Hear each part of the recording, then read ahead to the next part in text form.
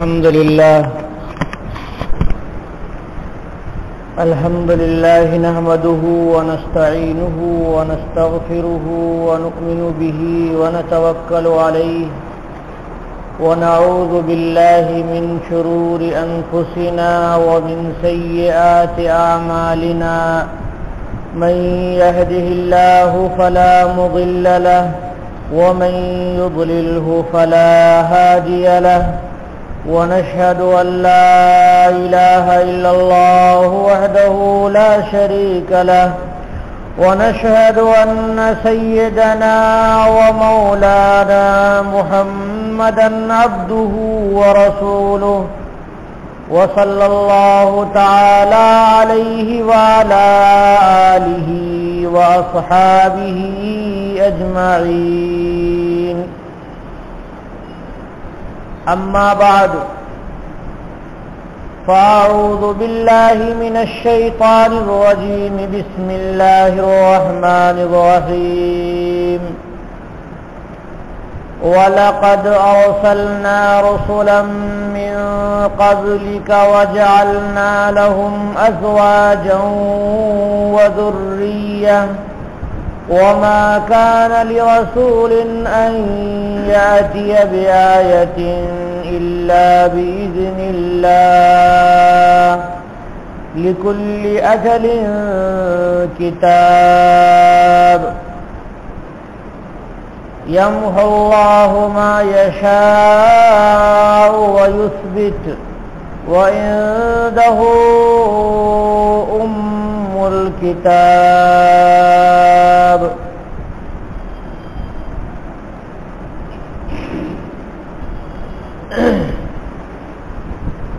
برادران اسلام، حاضرین مجلس، اللہ کے نبی جناب محمد رسول اللہ صلی اللہ علیہ وسلم سے پہلے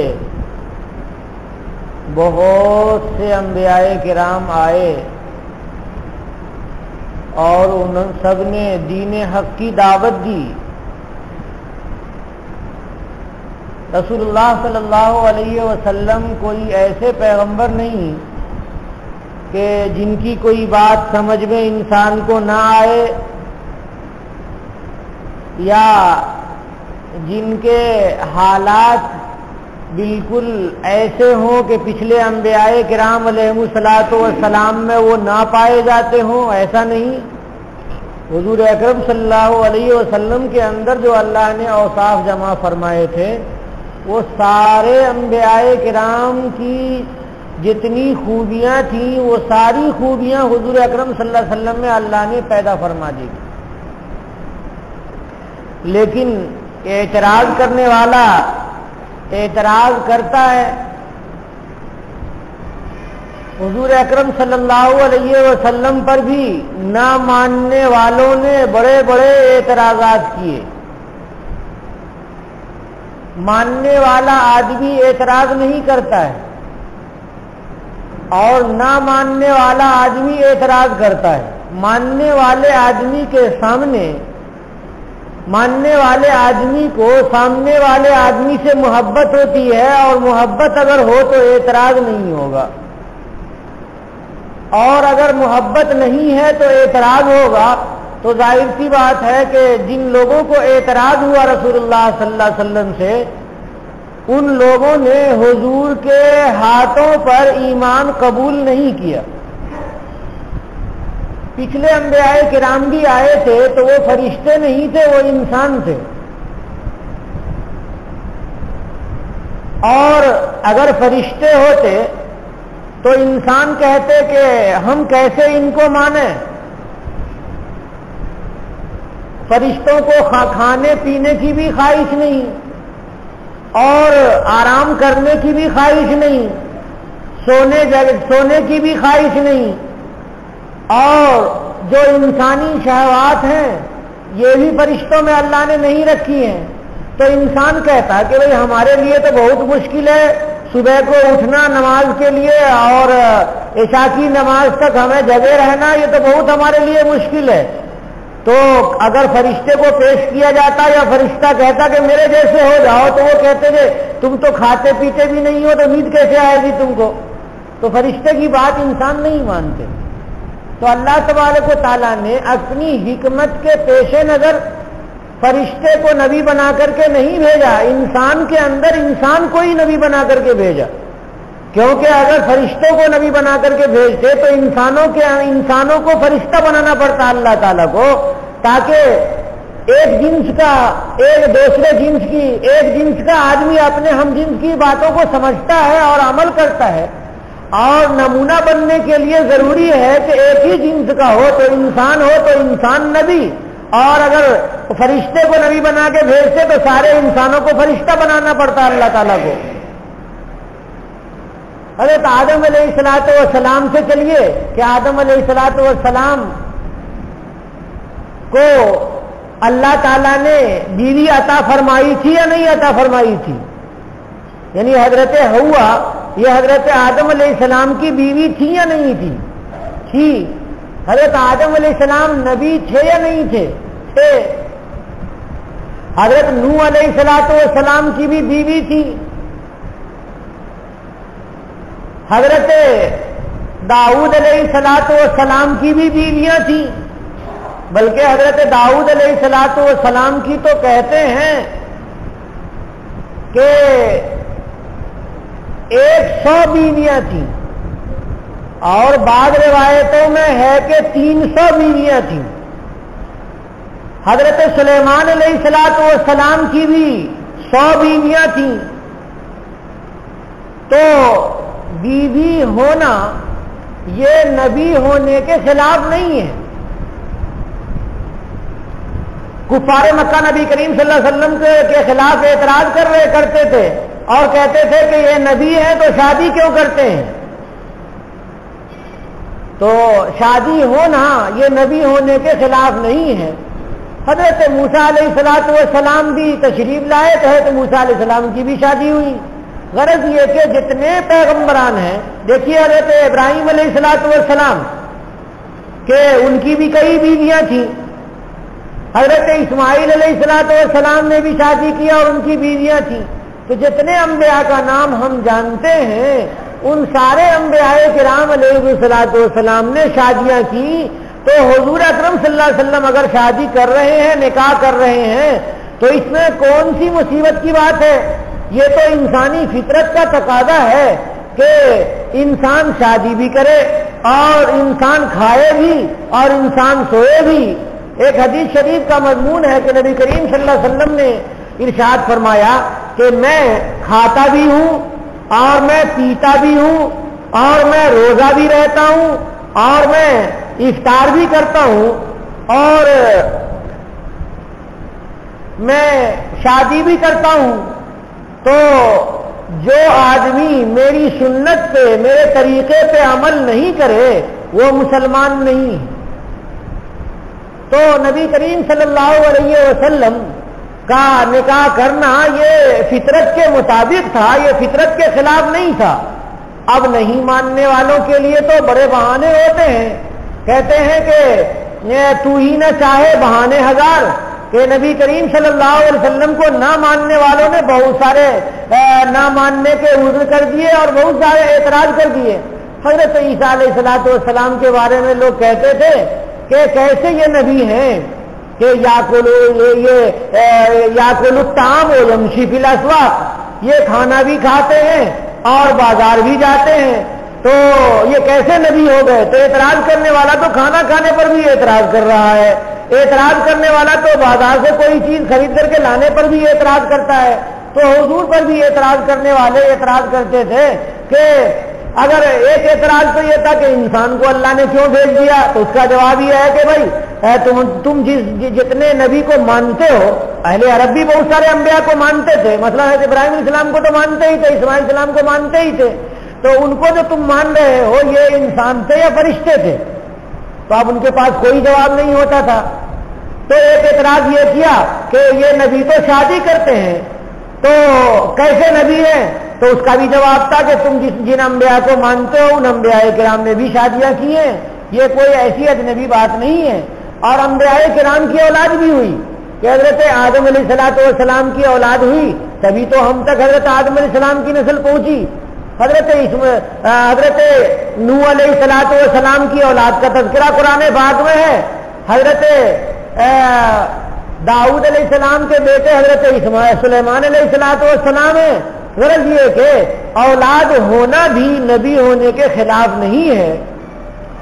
نبی کریم صلی اللہ علیہ وسلم نے شادیاں کیوں کی اور حضور کی 9 بیویاں تھیں اور 2 بادیاں تھیں تو 11 ہوئیں, تو ان سب کو نکاح میں کیوں رکھا تھا؟ اس کے سلسلے میں فقہائے کرام نے بہت ساری حکمتیں لکھی ہیں. ایک حکمت یہ لکھی ہے کہ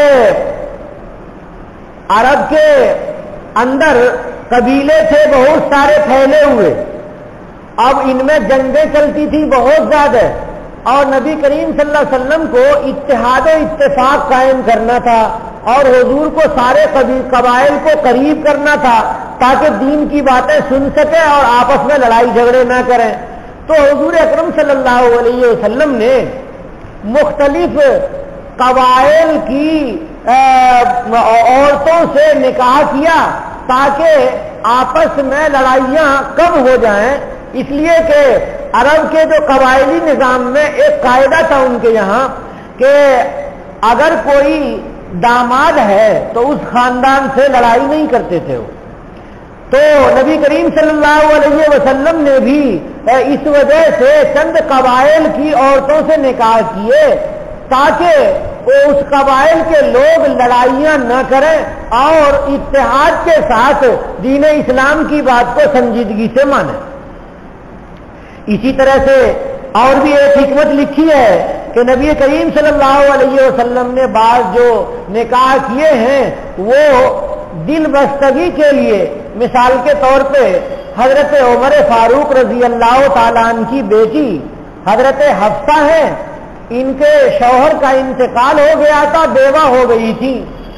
تو حضرت عمر فاروق رضی اللہ تعالیٰ عنہ بہت زیادہ غمگین رہتے تھے.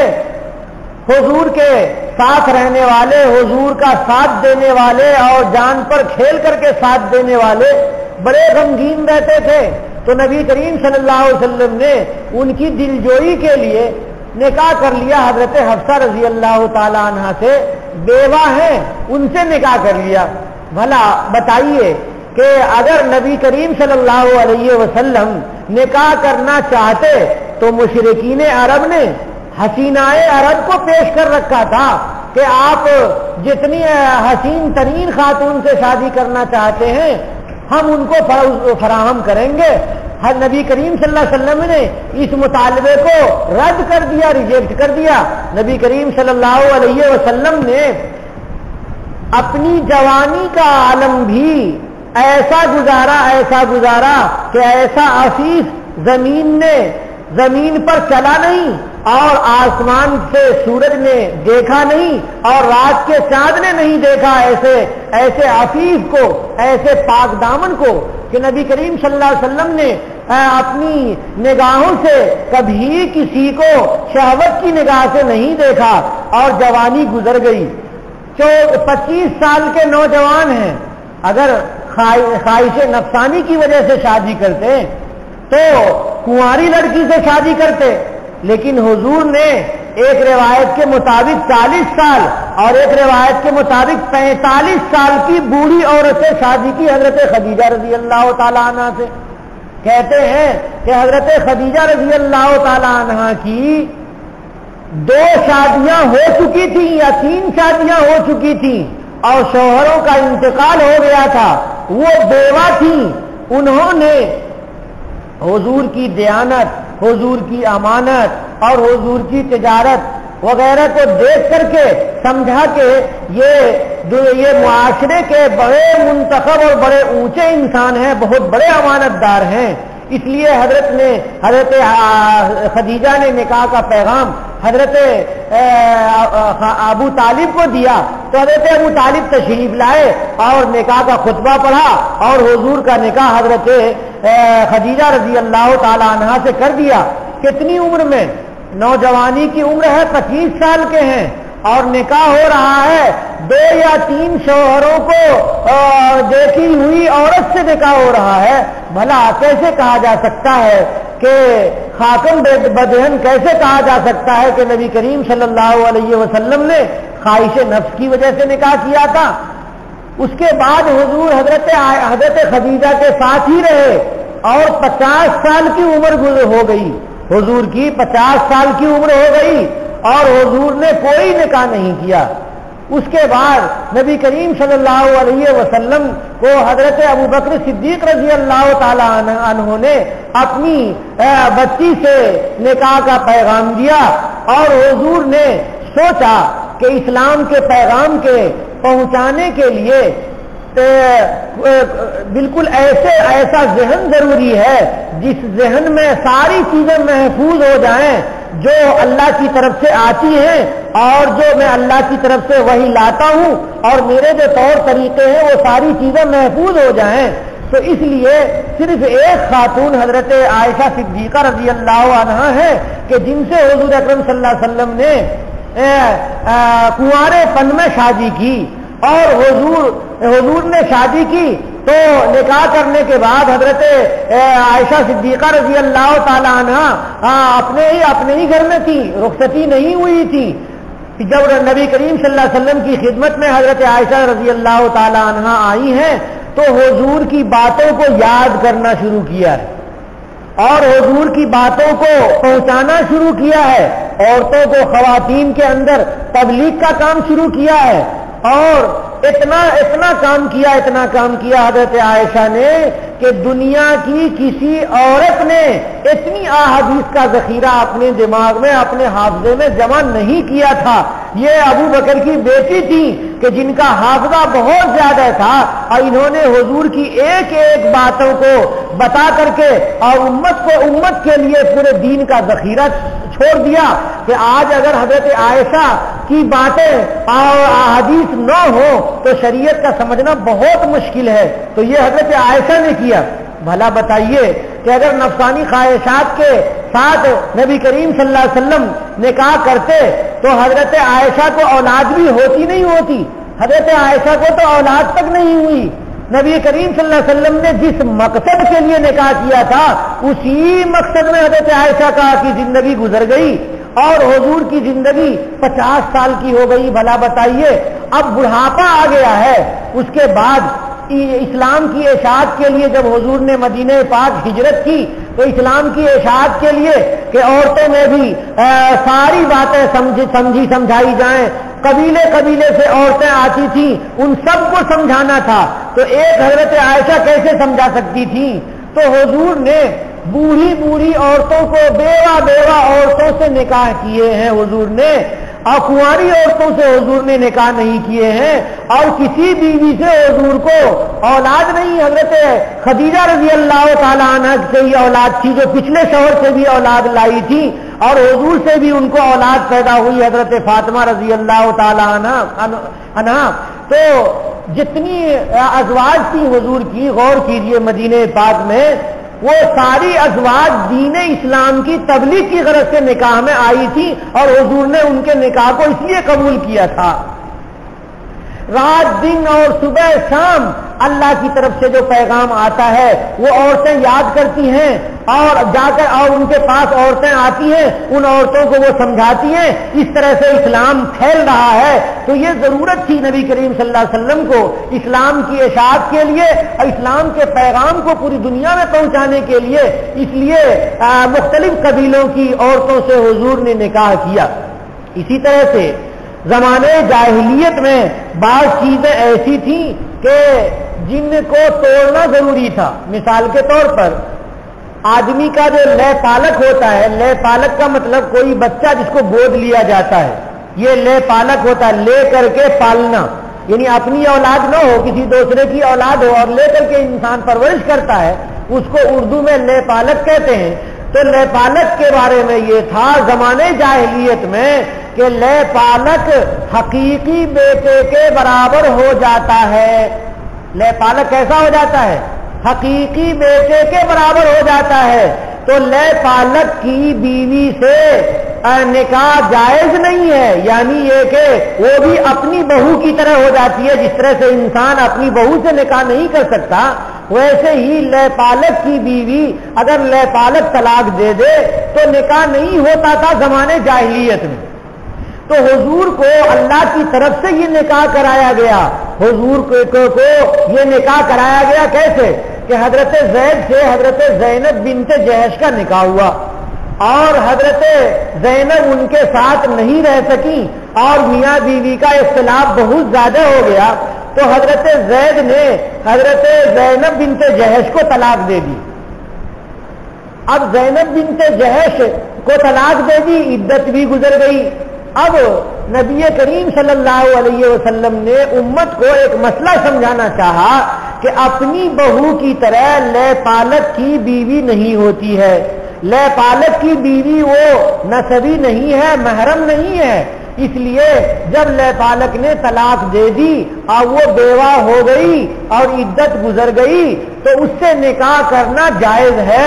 چنانچہ اللہ کے حکم سے حضرت نبی کریم صلی اللہ علیہ وسلم نے زینب بنت جہش سے نکاح کیا اور آسمان سے ان کا نکاح ہو گیا۔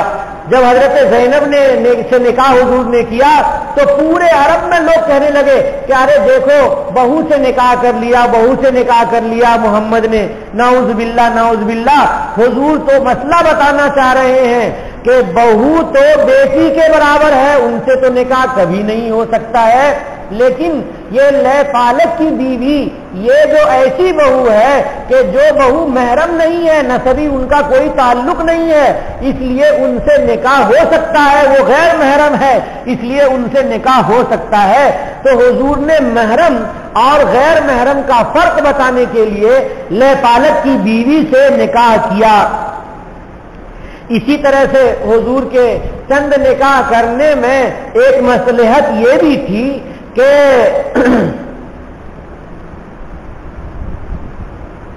جنگوں میں بہت سے لوگوں کی شہادت ہو گئی تھی، جنگوں میں بہت سے لوگوں کی شہادت ہو گئی تھی اور ہو جاتی تھی۔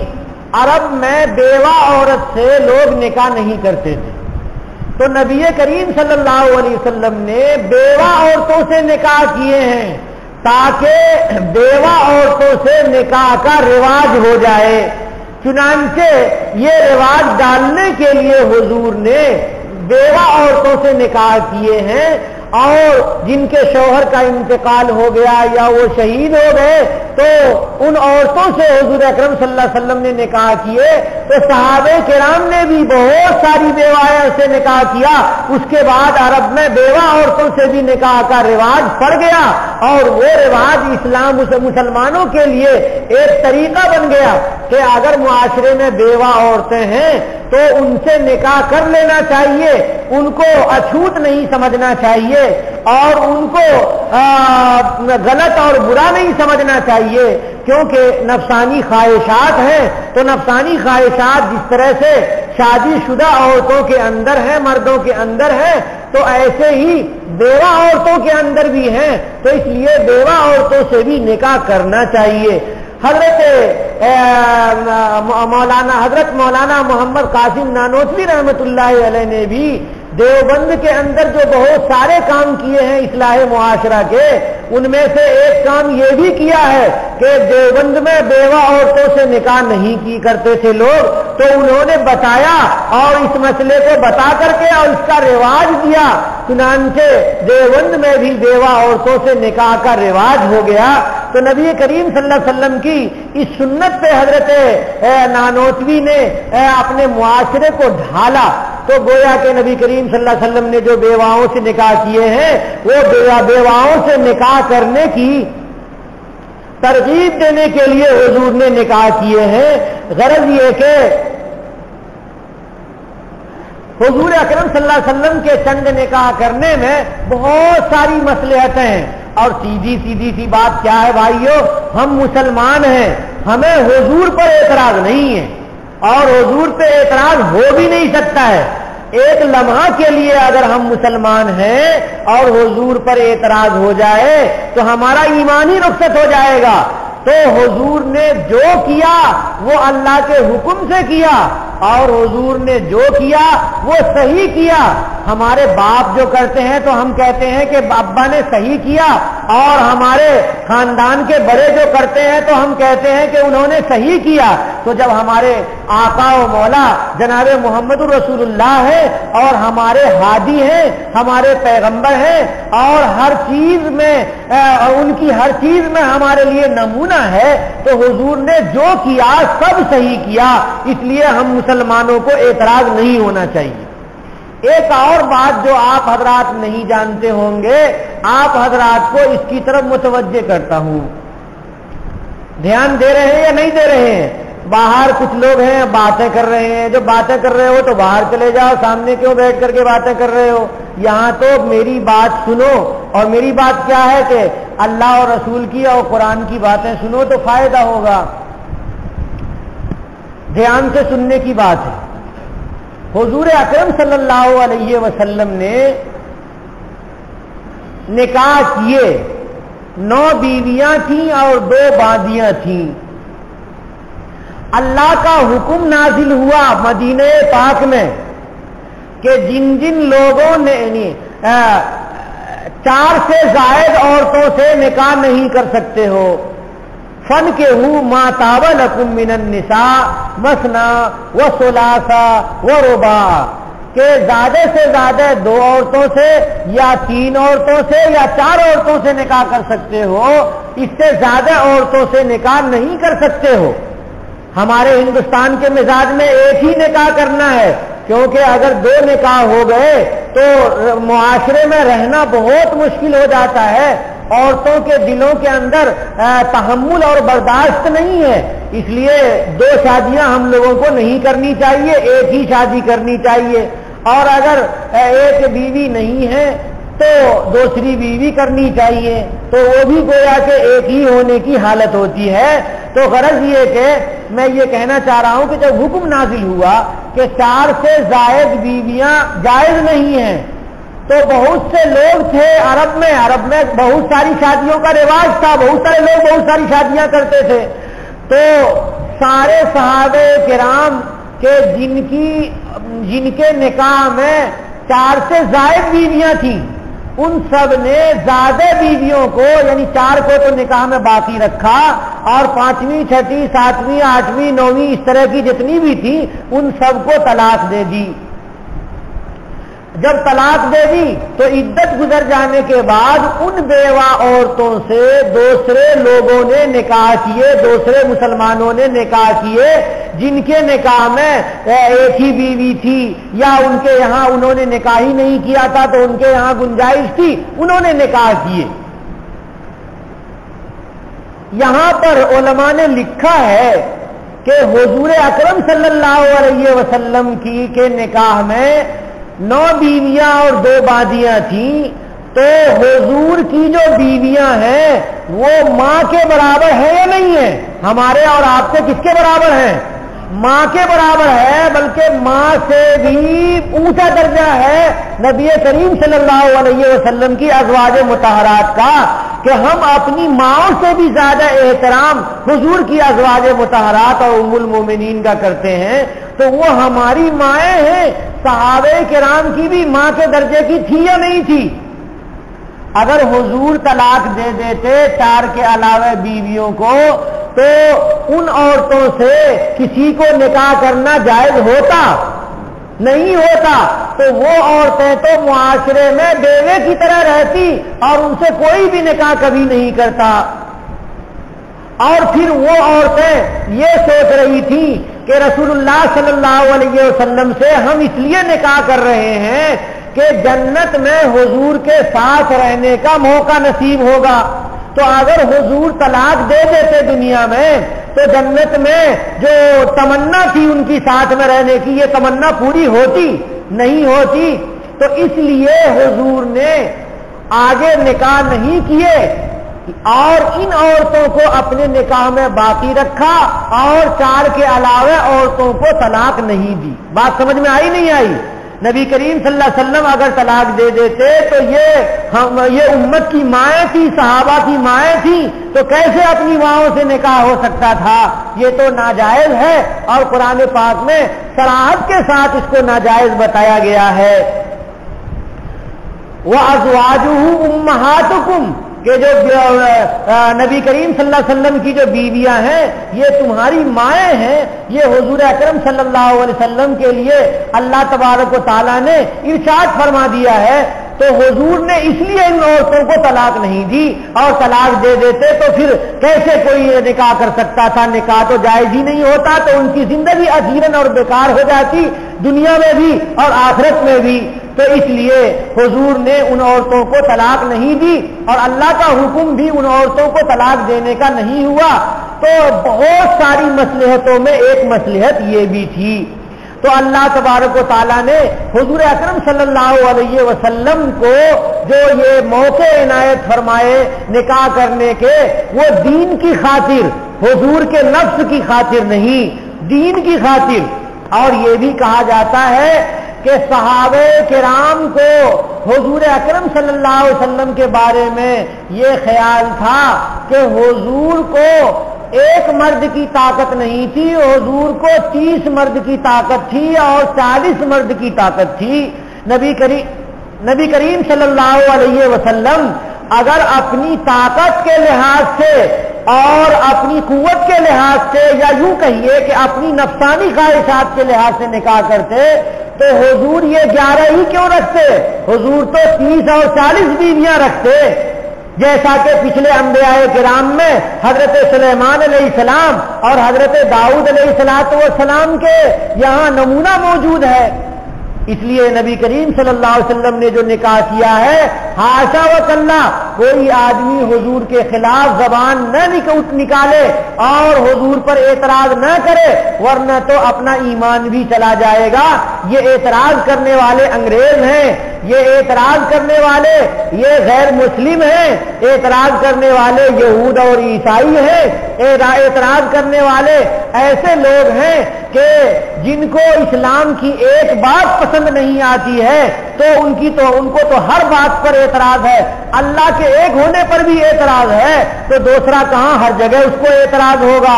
اس لیے ان اعتراض پہ کان دھرنے کی ضرورت نہیں ہے۔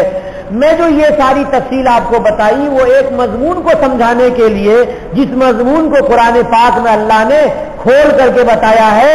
پتہ فرمایا وَلَقَدْ أَرْسَلْنَا رُسُلًا مِّن قَبْلِكَ، اے نبی میں نے آپ سے پہلے بھی بہت سارے پیغمبر بھیجے، حضرت آدم علیہ السلام سے لے کر کے حضرت عیسیٰ علیہ السلام تک بہت سارے پیغمبر آپ سے پہلے آئے، اور میں نے کیا کیا، وَجَعَلْنَا لَهُمْ أَزْوَاجًا وَذُرِّيَّةً، ہم نے ان سارے پیغمبروں کو کی بیویاں بنائی، یعنی ان سب کو نکاح کا موقع دیا۔ تو جتنے پیغمبر آئے تھے سب کی بیویاں تھیں۔ حضرت عیسیٰ علیہ السلام بھی جب دوبارہ آئیں گے تو حضرت کا نکاح ہوگا۔ تو جتنے پیغمبران پہلے آئے سارے پیغمبران کو اللہ نے نکاح کا موقع دیا، یا کہیے کہ ان کی بیویاں ان کے نکاح میں تھیں۔ وہ ذریتن، اور اولاد بھی ہوئی، یعنی سارے پیغمبران بے اولاد نہیں رہے، ان کو اولاد ہوئی۔ لہذا یہ جو عرب کے لوگ اعتراض کر رہے ہیں آپ کے اوپر کہ آپ کی بیوی کیوں ہے، تو آپ کہیے کہ جتنے پیغمبر آئے سب کی بیوی تھی۔ وہ پوچھیں کہ آپ کی اولاد کیوں ہے، تو آپ کہیے کہ جتنے پیغمبر آئے تھے سب کی اولاد تھی۔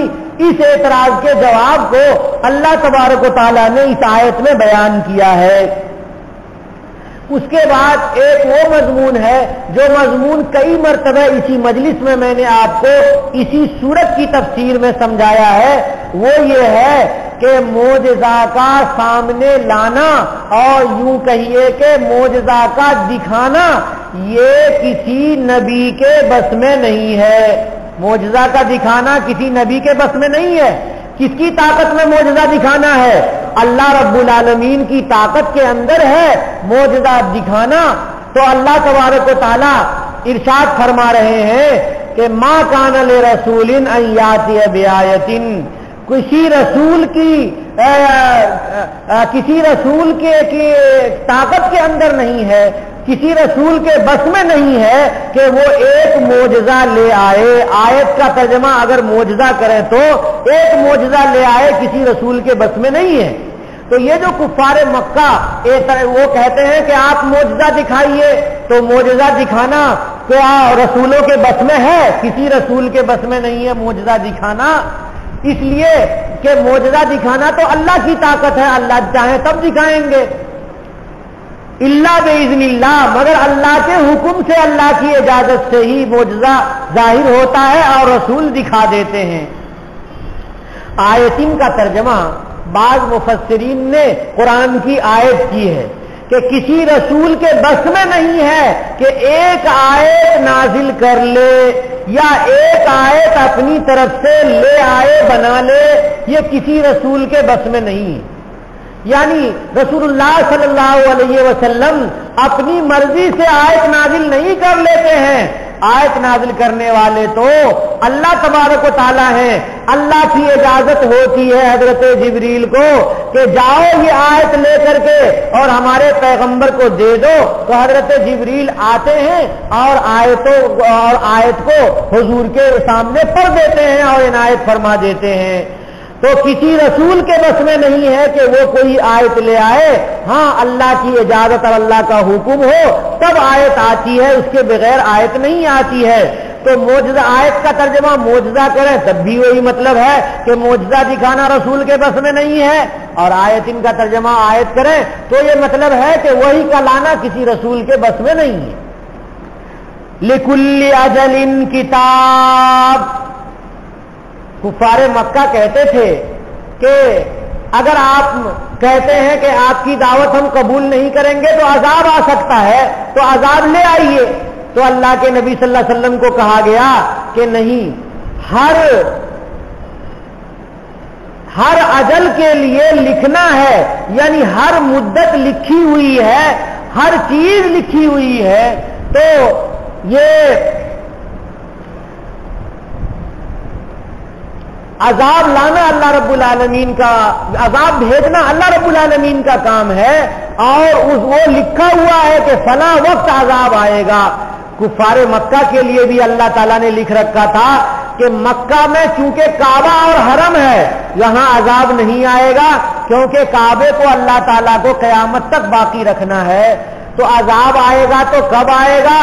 اس کے لیے اللہ نے میدان بدر رکھ رکھا تھا کہ یہ کفار مکہ کو نکال کر کے اور عرب کے سرماؤں کو نکال کر کے اللہ تبارک و تعالیٰ وہاں پہنچائیں گے میدان بدر میں، اور وہاں ان کی گردن کٹے گی، تب سمجھ میں آئے گا کہ اللہ کا وقت جو لکھا ہوا ہے وہ آ گیا۔ تو ہر چیز رب العالمین کے یہاں لکھی ہوئی ہے۔ وآخر دعوانا ان الحمد للہ رب العالمین۔